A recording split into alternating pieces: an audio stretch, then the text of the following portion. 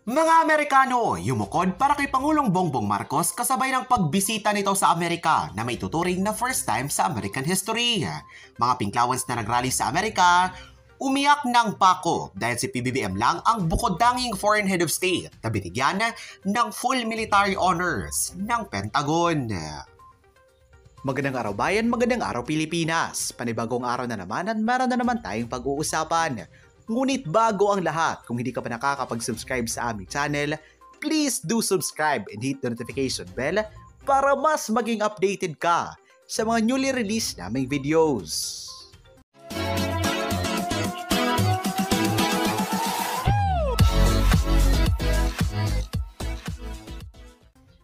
Sa pambihirang pagkakataon, nasaksihan ng buong mundo ang pagpupugay ng Estados Unidos na hindi lang basta-bastang ipinagkakaloob sa mga pangkaraniwang lider ng bansa.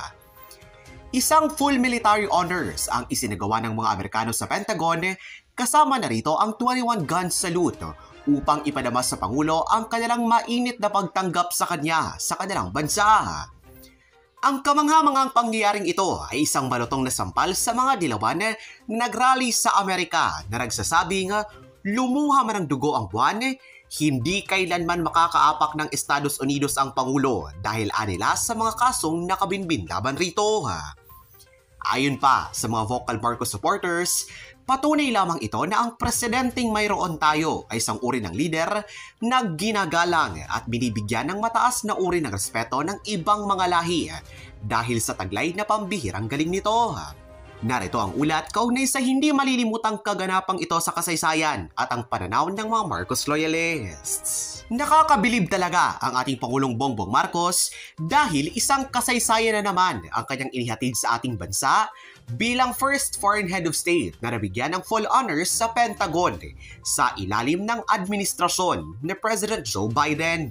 Higit pa rito, mas lalo pang napagtibay ang security alliance sa pagitan ng US at Pilipinas. Talagang ramdam mo ang unity sa administrasyon ni PBBM. Salungat sa isinisigaw na Marcos is not welcome here, ang natanggap ni Pangulong Bongbong Marcos mula sa mga kababayan natin sa Amerika. Bukod pa rito, maging ang mga iba't ibang leaders at officials tulad na lamang ni President Joe Biden at Vice President Kamala Harris ay ikinatuwa ang pagdating ni PBBM sa bansa. Nakatanggap rin ang Pangulo ng 21-gun salute sa pagbisita nito sa Pentagon. Iba talaga ang nagagawa ng unity spirit ng Marcos Duterte admin. Punong-puno ang schedule ni Pangulong Bongbong Marcos pero hindi niya iniinda ang pagod dahil ang prioridad niya ay ang kaginhawaan at kapakanan ng Pilipinas at ng bawat Pilipino. Sa kabila ng matindi at demanding schedule, nanatiling buong porsigido si PBBM sa kanyang layunin na matiyak na sa kanyang pagbabalik ay maraming oportunidad siyang mabubuksan para sa ating mga kababayan.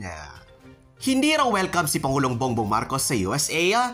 O ano itong ginawa ni na President US Joe Biden and Vice President Kamala Harris maging ng iba pang top US government officials? PBBM was recorded full military honors at 21-gun salute. Welcome din si PBBM ng mga top officials ng US companies and corporations. Warm welcome din ang ibinigay ng Filipino communities sa USA. Sabi raw ng mga Pinks, hindi raw makakatungtong si PBBM sa US dahil may standing contempt judgment. Pero heto twice na siyang nakabisita sa US at binigyan pa ng full military honors at 21-gun salute.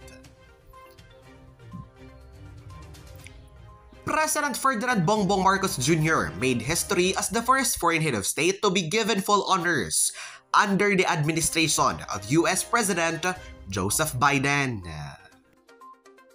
Pangulong Bongbong Marcos ginawaran ng full military honors sa pagdalo nito sa Pentagon sa Estados Unidos. Samantala, pulong ni PBBM kasama ang US Senate sumentro sa isyu ng security, defense, agriculture at climate change efforts. Si Cresaling Catarong sa report.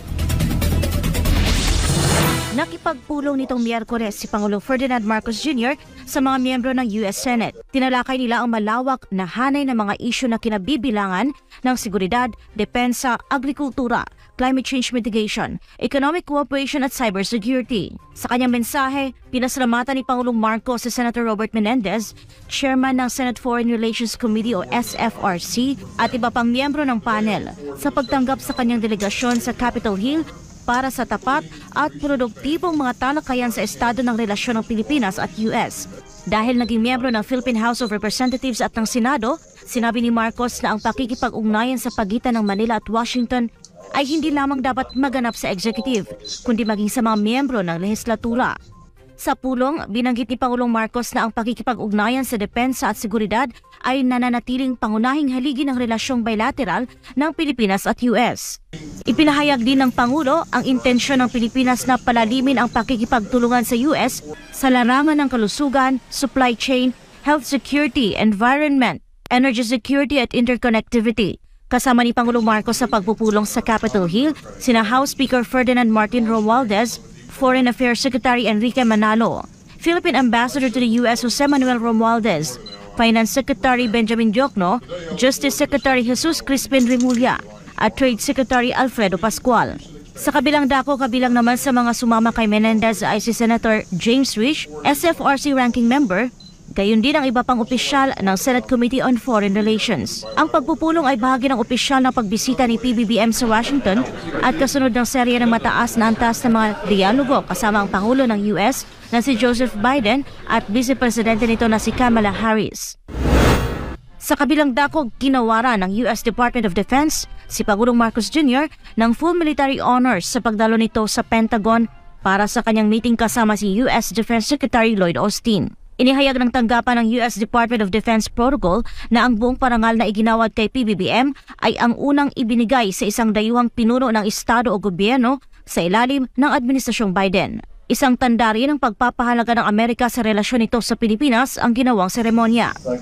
Inilahad naman ng Presidential Communications Office na maituturing na makasaysayan ang pagdalo ni PBBM sa Pentagon dahil sa natanggap niyang full military honors. Ang pagbisita ni Marcos sa Pentagon ay kasunod ng pagpapatibay ng Pilipinas at Estados Unidos sa kanilang alyansa sa seguridad sa gitna ng mga tensyon sa rehiyon ng Asia-Pacific. Ipinarating ni Pangulong Marcos Jr. ang kanyang pagpapahalaga sa imbitasyon ng US President na may pangunahing layunin na higit pang palakasin ang relasyon na inilarawan niyang napakatatag at long-standing.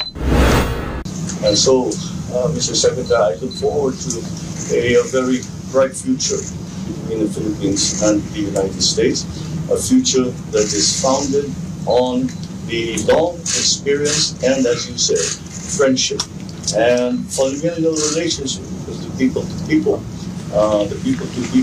exchanges between our two countries have been ongoing at every level. Ipinangako naman ng US Defense Chief ang kahandaan ng Amerika sa pagsuporta sa Pilipinas sa bisa ng Mutual Defense Treaty para sa seguridad at kaunlaran ng dalawang mabansa. Nauna nang nagpulong sina Pangulong Marcos at Secretary Austin sa Palasyo ng Malacanang Anong masasabi niyo ukol rito, mga kababayan? Just comment it down below sa comment section and give a massive thumbs up kung nagustuhan mo ang paksang ating tinalakay. At huwag kalilimutang mag-subscribe sa channel na ito. Maraming salamat sa inyong walang sawang panonood.